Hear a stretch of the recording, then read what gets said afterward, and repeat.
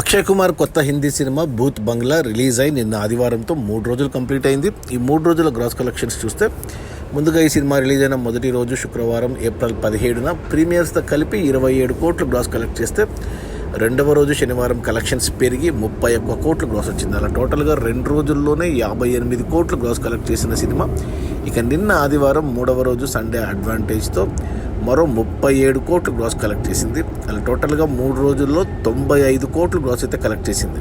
అంటే డే 1 కంటే డే 2 ఎక్కువ, డే 2 కంటే డే 3 ఎక్కువ. మంచి కలెక్షన్స్. ఇక 95 కోట్ల గ్రాస్లో ఓవర్సీస్ నుంచి ఇందులో 28 కోట్లు ఉంటే మన ఇండియా నుంచి 67 కోట్లు ఉంది.